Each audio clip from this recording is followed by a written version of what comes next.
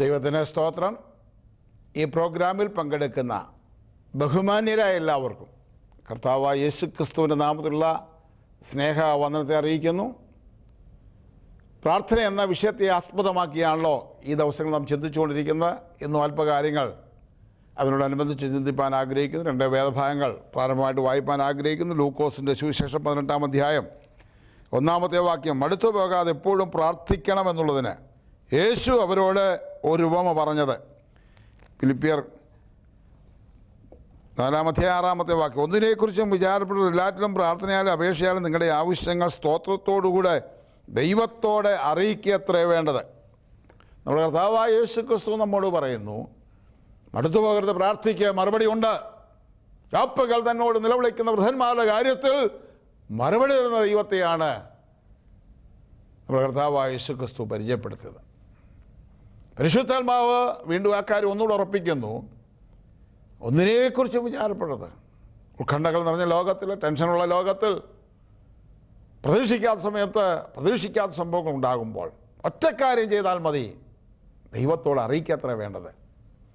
ദൈവത്തോട് അറിയിക്കുമ്പോൾ ദൈവം നമുക്ക് വേണ്ടി പ്രവർത്തിക്കും. അതാണ് നമ്മൾ ഈ ദിവസങ്ങൾ ചിന്തിച്ചുകൊണ്ടിരിക്കുന്നത്. നമ്മുടെ മേൽ പകരുന്ന സൂപ്പർ നാച്ചുറൽ പവറിനെ കുറിച്ച് കഴിഞ്ഞ ദിവസം നമ്മൾ ചിന്തിച്ചു. ഇന്ന് നാം ചിന്തിപ്പാൻ ആഗ്രഹിക്കുന്നത്, നമ്മുടെ പ്രാർത്ഥന എങ്ങനെയാണ് ദൈവം കേൾക്കുന്നത്, എങ്ങനെയാണ് പ്രവർത്തിക്കുന്നത്, നമ്മളെങ്ങനെ പ്രാർത്ഥിക്കണം. നമ്മുടെ കർത്താവായ യേശുക്രിസ്തു പിതാവായ ദൈവത്തെ പരിചയപ്പെടുത്തിയത് പ്രാർത്ഥിക്കണം എന്ന് പഠിപ്പിച്ചെടുത്ത് ദൈവമേ എന്ന് വിളിച്ച് പ്രാർത്ഥിക്കുവാനല്ല നമ്മുടെ കർത്താവ് നമ്മോട് ആവശ്യപ്പെട്ട് നമ്മളെ പഠിപ്പിച്ചത്. മത്തായി സുവിശേഷം 6-ാം അധ്യായത്തിലും ലൂക്കോസിൻ്റെ സുവിശേഷം 11-ാം അധ്യായത്തിലും എഴുതിയിരിക്കുന്നത് നമ്മൾ ചിന്തിച്ചതാണ്. നിങ്ങൾ പ്രാർത്ഥിക്കുമ്പോൾ ചൊല്ലേണ്ടത്, നിങ്ങൾ ഇവണ്ണം പ്രാർത്ഥിപ്പീൻ, സ്വർഗസ്ഥനായ ഞങ്ങളുടെ പിതാവേ എന്ന് വിളിച്ചുകൊണ്ട് നിങ്ങൾ പ്രാർത്ഥിക്കണം.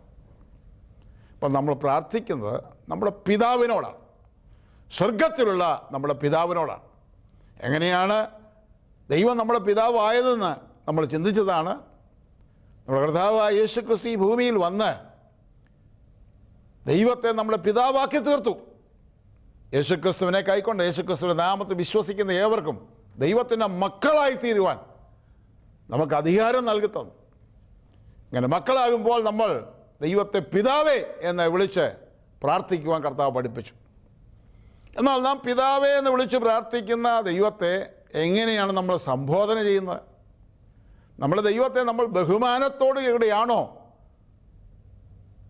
സംബോധന ചെയ്ത് പ്രാർത്ഥിക്കുന്നത് എന്നുള്ള കാര്യമാണ് ഇന്ന് ചിന്തിപ്പാൻ ആഗ്രഹിക്കുന്നത്. വിശുദ്ധ ബൈബിളിൽ മലാക്കി പ്രവാചകൻ്റെ പുസ്തകം 1-ാം അധ്യായത്തിൽ 6 വാക്യങ്ങൾ ദൈവം പറഞ്ഞൊരു കാര്യമാണ്, ഇസ്രായേലിനോട് പറഞ്ഞ കാര്യമാണ്. മകൻ അപ്പനെയും ദാസൻ യജമാനെയും ബഹുമാനിക്കേണ്ടതല്ലോ.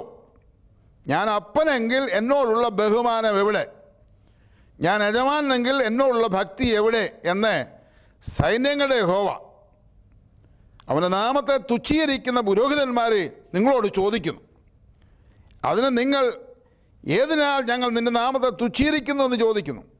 നിങ്ങൾ എൻ്റെ യാഗപീഠത്തിന്മേൽ മലിനഭോജനം അർപ്പിക്കുന്നു, എന്നാൽ നിങ്ങൾ ഏതിനാൽ ഞങ്ങൾ നിന്നെ മലിനമാക്കുന്നു എന്ന് ചോദിക്കുന്നു. യഹോവയുടെ മേശ നിന്ദ്യമെന്ന് നിങ്ങൾ പറയുന്നതിനാൽ തന്നെ നിങ്ങൾ കണ്ണുപൊട്ടിയതിനെ യാഗം കഴിപ്പാൻ കൊണ്ടുവന്നാൽ അത് ദോഷമല്ല. നിങ്ങൾ മുടന്തും ദീനമുള്ളതിനെ അർപ്പിച്ചാൽ അതും ദോഷമല്ല. അതിനെ നിൻ്റെ ദേശാധിപതിക്ക് കാഴ്ചവെക്കുക, അവൻ പ്രസാദിക്കുമോ, നിന്നോട് കൃപ തോന്നുമോ എന്ന് സൈന്യങ്ങളുടെ യഹോവ അരുളി ചെയ്യുന്നു. ആകയാൽ ദൈവം നമ്മോട് കൃപ കാണിപ്പാൻ തക്കവണ്ണം ദൈവത്തെ പ്രസാദിപ്പിച്ചുകൊള്ളുവീൻ.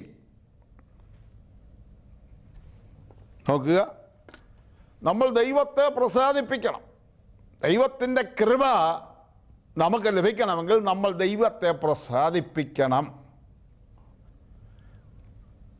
മകൻ അപ്പനെ ബഹുമാനിക്കുന്നു, ദാസൻ യജമാനെ ബഹുമാനിക്കുന്നു.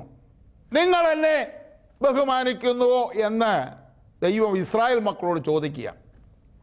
ഇസ്രായേൽ മക്കളുടെ ചരിത്രം നമ്മൾ പഠിച്ചാൽ അബ്രഹാമിനോട് ചെയ്ത വാഗ്ദത്തം നിവൃത്തിയായി. പുറപ്പാട് പുസ്തകത്തിൽ മിസ്രയീമിലെ അടിമത്തത്തിൽ കടന്ന ഇസ്രായേൽ മക്കളെ ദൈവം പുറപ്പെടുവിച്ചു കൊണ്ടുവന്ന് യോശുവയുടെ പുസ്തകത്തിൽ അവർക്ക് പ്രത്യേകമായ ഒരു സ്ഥലം ദൈവം നൽകി കനാൻ ദേശത്ത് കൊണ്ടുവന്ന് പാർപ്പിച്ചു. വർഷങ്ങൾ പലത് കഴിഞ്ഞപ്പോൾ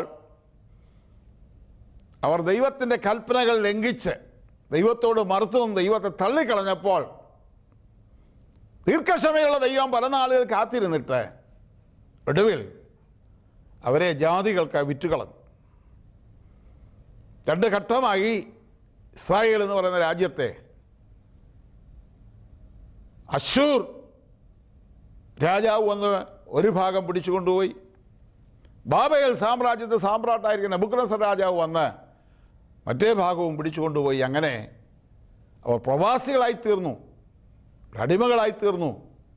സ്വന്തമായി രാജ്യവും എല്ലാം നഷ്ടപ്പെട്ട് അവർ അന്യദേശങ്ങളിൽ പരദേശികളായി താമസിച്ചു. വീണ്ടും ദൈവസ്ഥലിൽ അവർ പ്രാർത്ഥിച്ചു. അവർ മടങ്ങി വന്നപ്പോൾ 70 വർഷം കഴിഞ്ഞ് യഹൂദ എന്ന ആ രാജ്യത്ത് പാർത്തിരുന്നവരെ ദൈവം മടക്കിക്കൊണ്ടുവന്നു.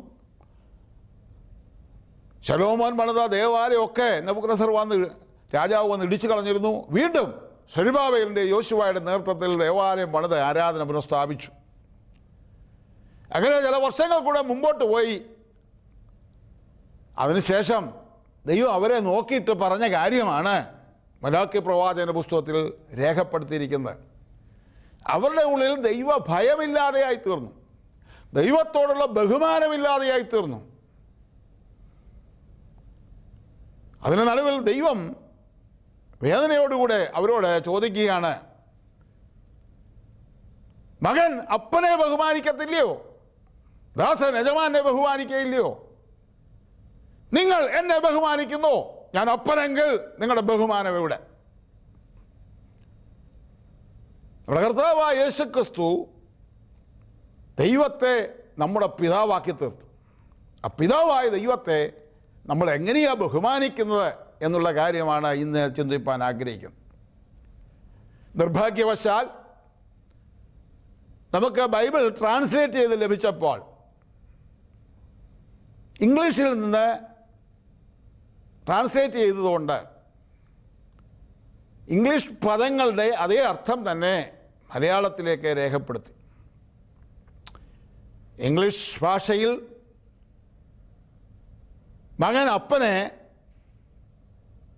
യു എന്നും ഹി എന്നും ഒക്കെ വിളിക്കുവാൻ കഴിയും. ബഹുമാനത്തിൻ്റെ നിലയിൽ തന്നെ ആ പദം ഉപയോഗിക്കുവാൻ കഴിയും. എന്നാൽ മലയാളത്തിലേക്ക് ട്രാൻസ്ലേറ്റ് ചെയ്തപ്പോൾ യു എന്നുള്ള നീ എന്നും ഹി എന്നുള്ള അവനെന്നൊക്കെ എഴുതി കഴിഞ്ഞപ്പോൾ നമ്മൾ ആ നിലയിൽ നമുക്ക് ലഭിച്ച ബൈബിൾ അനുസരിച്ച് നമ്മൾ ദൈവത്തെ സംബോധന ചെയ്യുകയാണ്. എന്നാൽ ഞാൻ സ്നേഹത്തോട് സകല ബഹുമാനത്തോടും എല്ലാവരോടും എനിക്ക് അറിയിക്കുവാനുള്ളത്, മകൻ അപ്പനെ ബഹുമാനിക്കുന്നുവെങ്കിൽ നമ്മുടെ വീടുകളിൽ നമ്മുടെ മക്കൾ നമ്മളെ നീയെന്നും അവനെന്നും വിളിക്കുകയില്ലെങ്കിൽ നമ്മുടെ ദൈവത്തെ നമ്മൾ ഒരിക്കലും ആ പദം പ്രയോഗിക്കാൻ പാടില്ല. അതിനൊരു മാറ്റം നമുക്ക് ആവശ്യമാണ്. ദൈവത്തിൻ്റെ ആത്മാവിൻ്റെ ഹൃദയത്തിൽ തന്ന ഒരു ആലോചന അനുസരിച്ചാണ് ഈ കാര്യം ഞാനിവിടെ അറിയിക്കുന്നത്. നമ്മുടെ കയ്യിലിരിക്കുന്ന ബൈബിൾ ട്രാൻസ്ലേറ്റ് ചെയ്ത് ലഭിച്ച കാലം മുതൽ, കാലങ്ങളായി പിതാക്കന്മാരുടെ കാലം മുതൽ നമ്മൾ ഉപയോഗിച്ചുകൊണ്ടിരിക്കുകയാണ്. എന്നാൽ അതിനൊരു മാറ്റം നമുക്ക് ആവശ്യമാണ്. കഴിഞ്ഞ ആളുകൾ ചെയ്തതെല്ലാം പാപമാണെന്നോ തെറ്റാണെന്നോ ഉള്ള അർത്ഥത്തിലല്ല, ഒരു നവീകരണം നമ്മുടെ ജീവിതത്തിൽ ഉണ്ടാകണം. ദൈവത്തിൻ്റെ ആലയം ആദ്യമായി സമാഗമന കൂടാരം എന്നുള്ള നിലയിൽ മോശയുടെ നേതൃത്വത്തിലാണ് അത് പണിതത്. അന്ന് ആലയത്തിൽ വാതിൽ കാവൽക്കാരുണ്ടായിരുന്നില്ല, പാട്ടുകാരുണ്ടായിരുന്നില്ല, കൂറിൻ്റെ ക്രമത്തിൽ പുരോഹിതന്മാരുണ്ടായിരുന്നില്ല. എന്നാൽ വർഷങ്ങൾ കഴിഞ്ഞപ്പോൾ, ദാവീദിൻ്റെ കാലഘട്ടം വന്നപ്പോൾ ചില മാറ്റങ്ങൾ ഉണ്ടായി എന്ന് ദൈവത്തിന് പോലെ നമുക്ക് കാണുവാൻ കഴിയും. നവീകരണങ്ങളാണ്. ആലയത്തിൽ വാതിൽ കാവൽക്കാരുണ്ടായി, പാട്ടുകാരുണ്ടായി, കൂറിൻ്റെ ക്രമത്തിൽ പുരോഹിതന്മാർ, എല്ലാവരും ശുശ്രൂഷിക്കുവാൻ അവർക്ക് അവസരങ്ങൾ ലഭിക്കുന്നു. ഇങ്ങനെ മാറ്റങ്ങൾ നമുക്ക് കാണുവാൻ കഴിയും. അതുകൊണ്ട് മോശയുടെ കാലത്ത് ചെയ്തതെല്ലാം തെറ്റ എന്നുള്ള നിലയിലില്ല, ഒരു മാറ്റം നമുക്ക് ആവശ്യമാണ്. ദൈവം നമ്മോട് ചോദിക്കുന്നത്, മകൻ അപ്പനെ ബഹുമാനിക്കുന്നുവെങ്കിൽ, ദാസൻ യജമാനോട് വളരെ റെസ്പെക്റ്റോടുകൂടെ സംസാരിക്കുന്നുവെങ്കിൽ, നിങ്ങൾ എന്നെ എങ്ങനെ ബഹുമാനിക്കും? നമ്മൾ നമ്മളെ പിതാക്കന്മാരെ സംബോധന ചെയ്യുന്ന പോലെ, നമ്മുടെ മക്കൾ നമ്മളെ സംബോധന ചെയ്യുന്ന പോലെ നമ്മൾ ദൈവത്തെ സംബോധന ചെയ്യണം.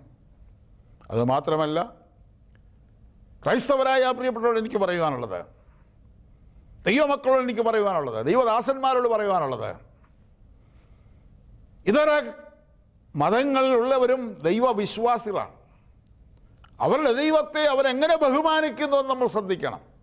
അവരാരും ആ ദൈവത്തെ അവനെന്നോ നീയെന്നോ സംബോധന ചെയ്യാറില്ല.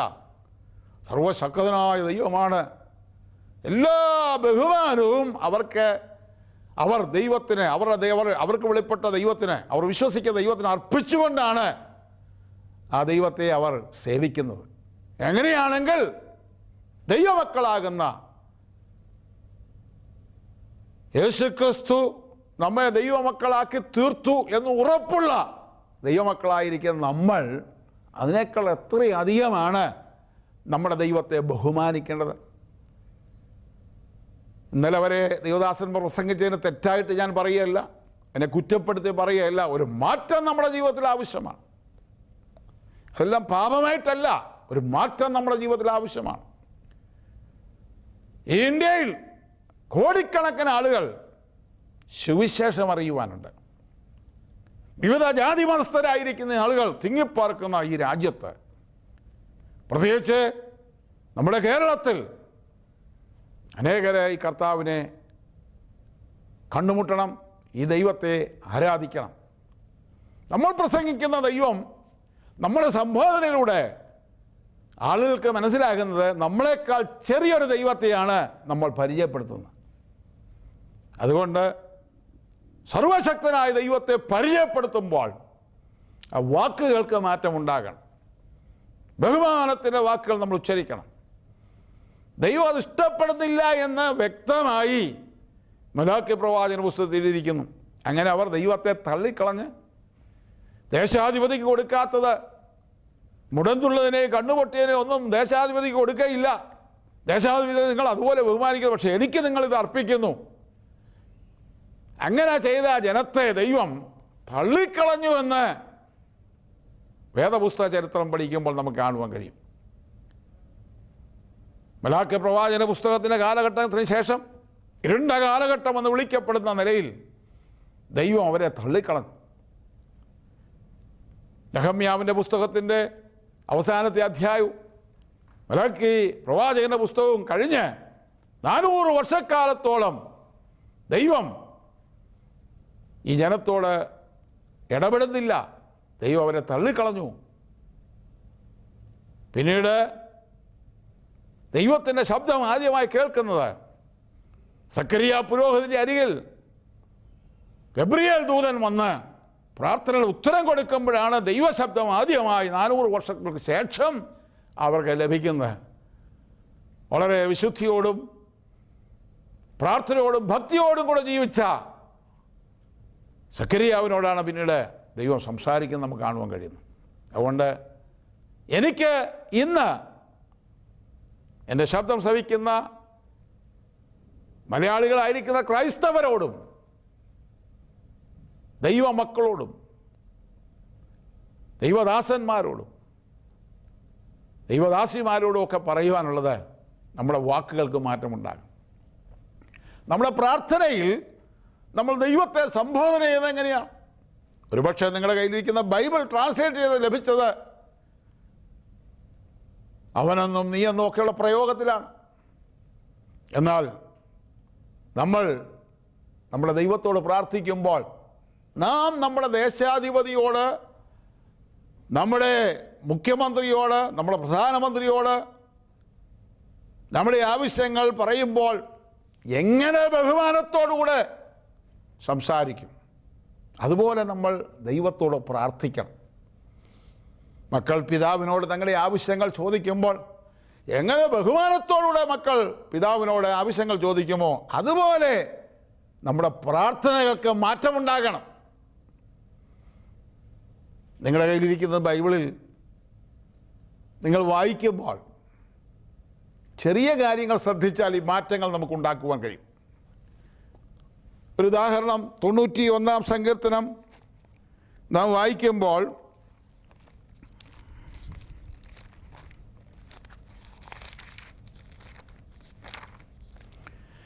അത്യുന്നതന്റെ മറവിൽ വസിക്കുകയും സർവശക്തന്റെ നിഴലിൽ പാർക്കുകയും ചെയ്യുന്നവൻ, യഹോവയെക്കുറിച്ച് അവനെൻ്റെ സങ്കേതവും കോട്ടയും ഞാൻ ആശ്രയിക്കുന്ന എൻ്റെ ദൈവവും എന്ന് പറയുന്നു. അവൻ നിന്നെ വേട്ടക്കാരൻ്റെ കണിയിൽ നിന്നും നാശകരമായ മഹാമാരിയിൽ നിന്ന് വിടുവിക്കും. ഈ വാക്യം നിങ്ങൾ വായിക്കുമ്പോൾ അവനെന്നുള്ളിടത്ത് അവിടുന്ന് എന്ന് ചേർത്ത് നിങ്ങൾ വായിച്ചാൽ മാത്രം മതി.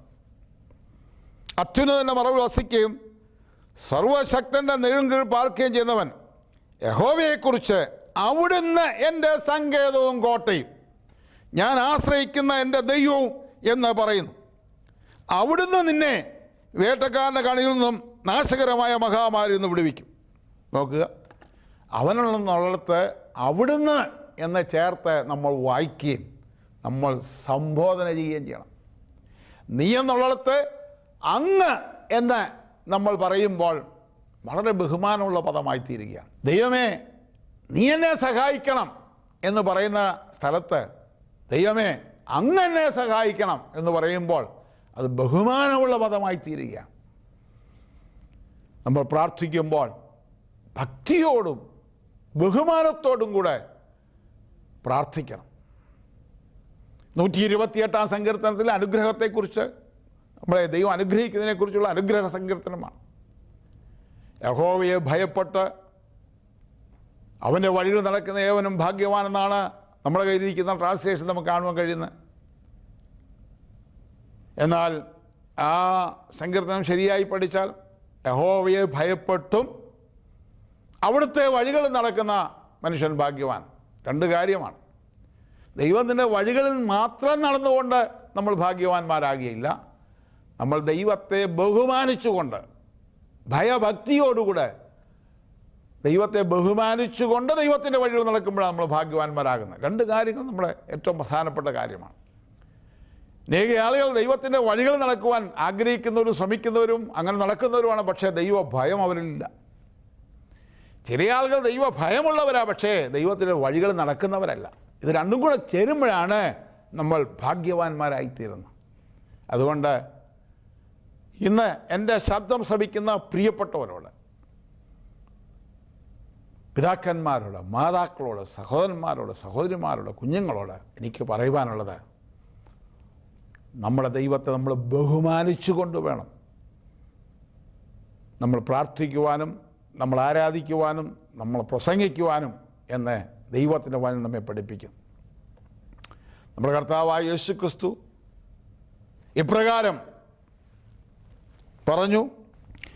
യോഹന്നാന്റെ സുവിശേഷം 5-ാം അധ്യായം 22-ാമത്തെ വാക്യം, എല്ലാവരും പിതാവിനെ ബഹുമാനിക്കുന്നത് പോലെ പുത്രനെയും ബഹുമാനിക്കേണ്ടതിന് പിതാവ് ആരെയും ന്യായം വിധിക്കാതെ ന്യായവിധിയെല്ലാം പുത്രന് കൊടുത്തിരിക്കുന്നു. ഇവിടുത്തെ ആ പദം മാത്രമേ നമ്മൾ ശ്രദ്ധിക്കുന്നുള്ളൂ. എല്ലാവരും പിതാവിനെ ബഹുമാനിക്കുന്ന പോലെ പുത്രനെ ബഹുമാനിക്കണം. അപ്പോൾ നമ്മൾ ബഹുമാനിക്കണമെന്ന് എഴുതിയിരിക്കുന്നത്. പിതാവിനെ ബഹുമാനിക്കണം, പുത്രനായ യേശുക്രിസ്തുവിനെ ബഹുമാനിക്കണം. നമ്മൾ ദൈവത്തെ ബഹുമാനിക്കുന്നവരായിരിക്കണം. നമ്മുടെ പ്രസംഗങ്ങൾ കേൾക്കുമ്പോൾ വലിയൊരു ദൈവത്തെ പരിചയപ്പെടുത്തുന്ന പ്രസംഗമായിരിക്കണം. നമ്മുടെ വേദികളിൽ, പ്രസംഗവേദികളിൽ ബഹുമാന്യരായ മനുഷ്യർ വരുമ്പോൾ നാം ആ മനുഷ്യരെ ഏറ്റവും അധികം ബഹുമാനത്തോടുകൂടെ പരിചയപ്പെടുത്താറുണ്ട്. ഞാൻ ഉൾപ്പെടെ അങ്ങനെ ചെയ്യാറുണ്ട്. അവരേതെങ്കിലും സഭയുടെ നേതൃത്വത്തിലിരിക്കുന്ന ആളുകളാണെങ്കിൽ അത് പരിചയപ്പെടുത്തി ബഹുമാനത്തോടുകൂടെ ആദരവോടുകൂടെ നമ്മുടെ വേദികളിൽ സ്വീകരിക്കാറുണ്ട്. വളരെ റെസ്പെക്റ്റുള്ള പദം ഉപയോഗിച്ചാണ് അവരെ പരിചയപ്പെടുത്തുന്നത്.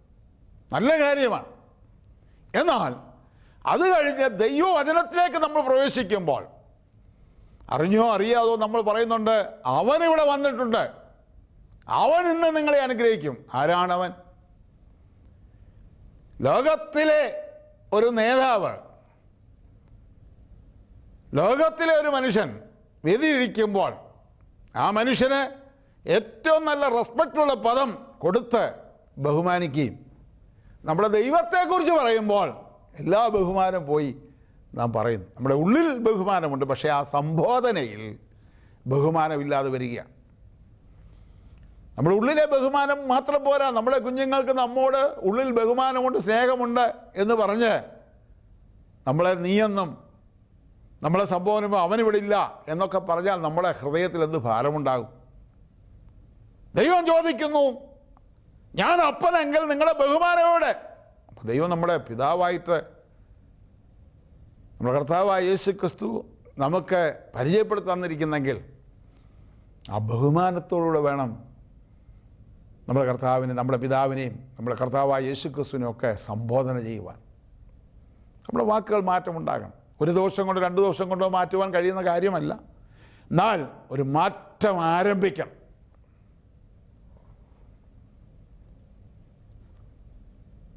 അത് നമ്മൾ തീരുമാനിച്ചാൽ നമുക്ക് മാറ്റം ഉണ്ടാക്കുവാൻ കഴിയും. നമ്മൾ പ്രാർത്ഥനകളിൽ വളരെ റെസ്പെക്റ്റോടുകൂടെ നമ്മുടെ ദൈവത്തോട് നമ്മുടെ ആവശ്യങ്ങൾ അറിയിക്കണം. നമ്മുടെ പ്രസംഗത്തിലും വളരെ റെസ്പെക്റ്റോടുകൂടെ നമ്മുടെ ദൈവത്തെ പരിചയപ്പെടുത്തണം. അതിനുവേണ്ടി നമ്മൾ ശ്രമിക്കണം. അതിനൊരു മാറ്റം നമ്മുടെ ജീവിതത്തിൻ്റെ ആവശ്യമാണ്. എൻ്റെ ഹൃദയത്തിൽ ദൈവത്തിൻ്റെ ആത്മാവ് തന്ന ഒരു ചിന്തയാണ് ഇത് ഇന്ന് ഞാൻ നിങ്ങളോട് പ്രസ്താവിക്കുന്നത്. നമ്മുടെ ദൈവം ബഹുമാനത്തിന് യോഗ്യനാണ്. നമ്മുടെ ശരീരം കൊണ്ടും നമ്മുടെ മനസ്സുകൊണ്ടും ഒക്കെ നമ്മൾ ദൈവത്തെ ബഹുമാനിക്കുന്നവരാണ്. ആരും ബഹുമാനമില്ലാതെയല്ല ഇതൊക്കെ ചെയ്യുന്നതെങ്കിലും നമ്മുടെ വാക്കുകൾ, കമ്മ്യൂണിക്കേഷനിലൂടെയാണ് നമ്മൾ റെസ്പെക്റ്റ് മറ്റുള്ളവർ അറിയുന്നത്. അതുകൊണ്ട് നമ്മുടെ ജീവിതത്തിൽ ഒരു വലിയ മാറ്റത്തിന് വേണ്ടി ദൈവം ആഗ്രഹിക്കുകയാണ്. വിശുദ്ധ ബൈബിളിൽ നമ്മൾ പഠിക്കുമ്പോൾ മാറ്റങ്ങൾ ഏത് കാലത്തും ഉണ്ടായിക്കൊണ്ടിരുന്നു. ഹിസ്കിയാവ് എന്ന് പറയുന്ന രാജാവ് ഭരണത്തിൽ വന്നപ്പോൾ ഒരു നവീകരണം ഉണ്ടായത് നമുക്ക് കാണുവാൻ കഴിയും. 2 രാജാക്കന്മാരുടെ പുസ്തകം 18-ാം അധ്യായം 1-ാമത്തെ വാക്യം. ഇസ്രായേൽ രാജാവായ ഏലയുടെ മകനായ ഓശയുടെ 3-ാം ആണ്ടിൽ യഹൂദ രാജാവായ ആഹാസിൻ്റെ മകൻ ഹിസ്കിയാവ് രാജാവായി. ഇനി അതിൻ്റെ 4-ാമത്തെ വാക്യം. അവൻ പൂജാഗിരികളെ നീക്കി വിഗ്രഹസ്തംഭങ്ങളെ തകർത്തു, അശേര പ്രതിഷ്ഠയെ വെട്ടിമുറിച്ചു, മോശ ഉണ്ടാക്കിയ താമ്ര സർപ്പത്തെ ഉടച്ചു കളഞ്ഞു. ആ കാലം വരെ ഇസ്രായേൽ മക്കൾ അതിനെ ധൂപം കാട്ടി വന്നു. അതിന് നെഗുഷ്ടാൻ എന്ന പേരായിരുന്നു. അവൻ ഇസ്രായേലിൻ്റെ ദൈവമായ യഹോവയിൽ ആശ്രയിച്ചു. അവന് മുമ്പും പിമ്പും ഉണ്ടായിരുന്ന സകല യഹൂദ രാജാക്കന്മാരിലും ആരും അവനോട് തുല്യനായിരുന്നില്ല. നോക്കുക, ഇവിടെ അനേക രാജാക്കന്മാർ ഭരിച്ചു.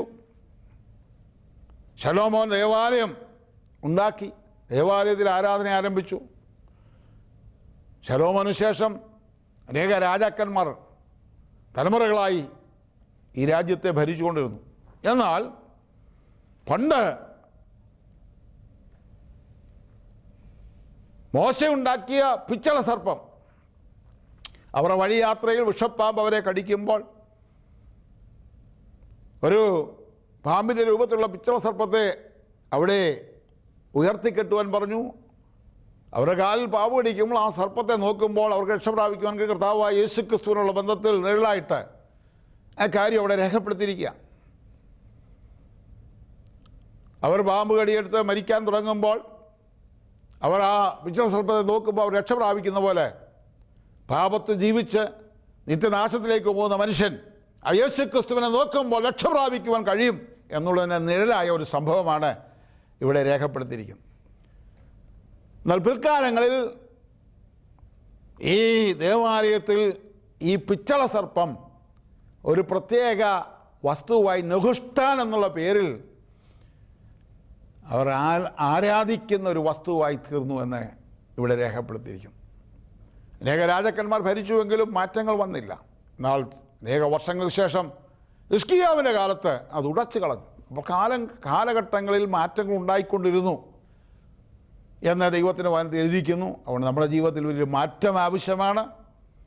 ഇന്ന് എൻ്റെ ശബ്ദം ശ്രവിക്കുന്ന ബഹുമാനപ്പെട്ട പ്രിയപ്പെട്ടവരെ, നിങ്ങൾ ദൈവത്തെ സേവിക്കുവാൻ ഇറങ്ങിയിരിക്കുന്നെങ്കിൽ മുഴുവൻ മഹത്വവും മുഴുവൻ ബഹുമാനവും കൊടുത്തുകൊണ്ട് ഈ ദൈവത്തെ സേവിക്കുമ്പോൾ ഈ ദൈവം നിങ്ങളെ അനുഗ്രഹിക്കും.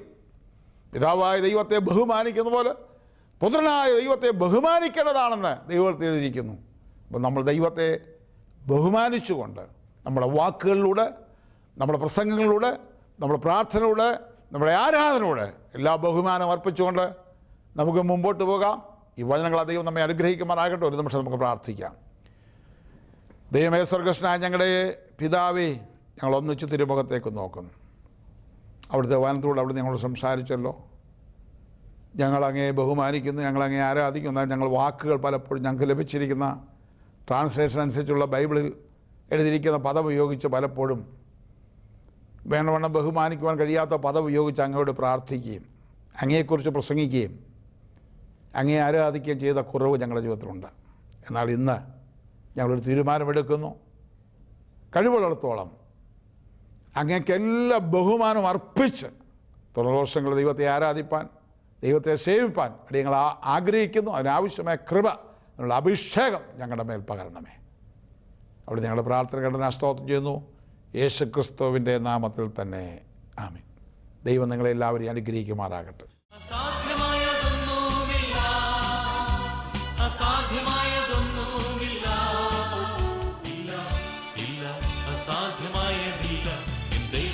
അസാധ്യമൊന്നുമില്ല, ഇല്ല ഇല്ല, അസാധ്യമായതില്ല, ദൈവത്താൽ അസാധ്യമൊന്നും